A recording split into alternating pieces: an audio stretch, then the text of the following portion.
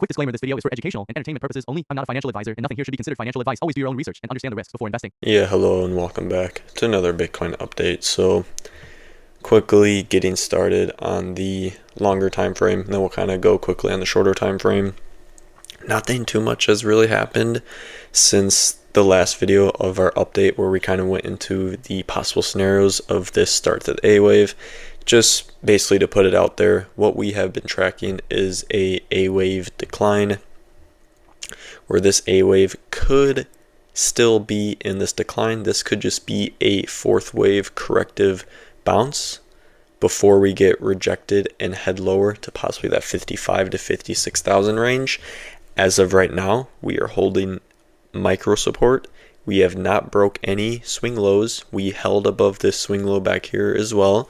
So as of right now, it remains more probable and more preferred to get, or that this A wave already did bottom and we are in the start of this B wave extended or extension B wave corrective rally just for a counter trend before we can enter this larger resistance zone, possibly test this range between 80,000 to 97,000 just within the November to January range in which we were in. Obviously we can get above it, but we can also get below it and still get rejected.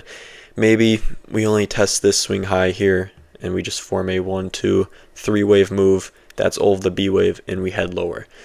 Now it's not the most probable, but it's always something to just be reminded of, because obviously with the market, nothing is ever guaranteed and things are always changing. So that's kind of the base case in which we're tracking. And then once we enter this zone, resistance zone, we can find a rejection in that C wave. Obviously, it's totally possible we go above the resistance zone. B waves, they typically do that. We can even get a new all-time high with this B wave and still get rejected in that C wave. But if we form a larger degree, 1, 2, 3, 4, 5 wave move up, then that would break this B wave in which we are tracking, and something more bullish could indeed be playing out. So if all of this is just a larger 1, 2, 3 wave move, and then we hold that fourth wave in a fifth wave and form a three wave move down, well then that would be an indication that this B wave is indeed not playing out, and it could be a more bullish all-time high rally as well. But like I said, we could still form a 1, 2, 3 wave move and still get rejected as well. So that's something to keep track of, but it's way too early to tell anyways. And as of right now, our base case is test these lows from November and January of that 80,000 to 98,000 range.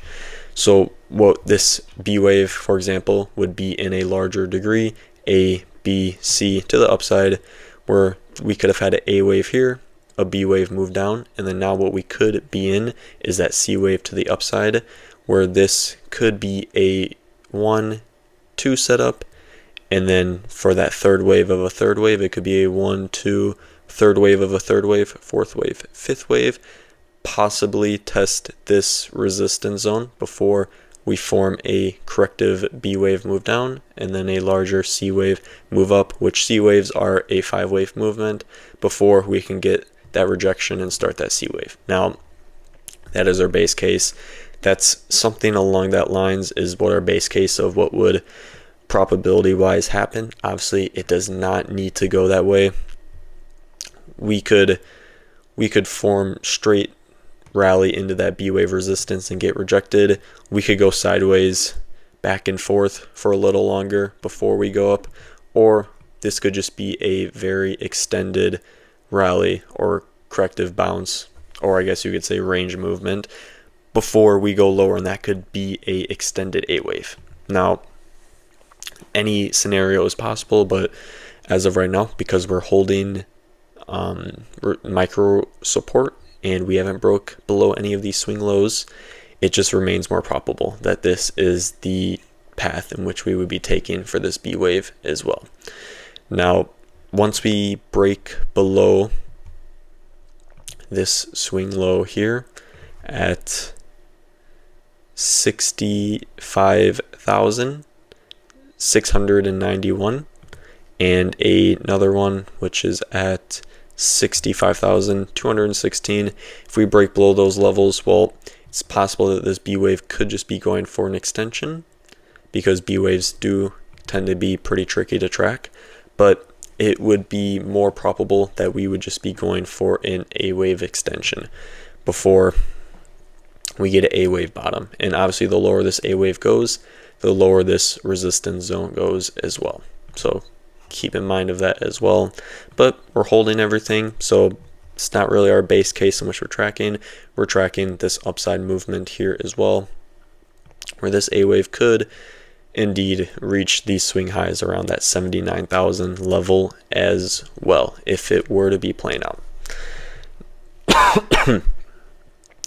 Now, what we want to see within this next week, it's a weekend right now, so low volume, wouldn't expect too much. We did have a little bit of a rally today, but low volume, and it wasn't a big move, but just a little bit. Now, what we could be forming right now is this first wave move up. Now we could be in this second wave move down, which could be an A, B, C to the downside, where we could possibly test this zone down here again. If we find support, then we can bounce off in that third wave of a third wave, which third waves are usually the most impulsive as well. So that would be important to keep track of as well. But once we break below these lows, then we would start to watch for that A wave extension, and a possible B wave extension as well.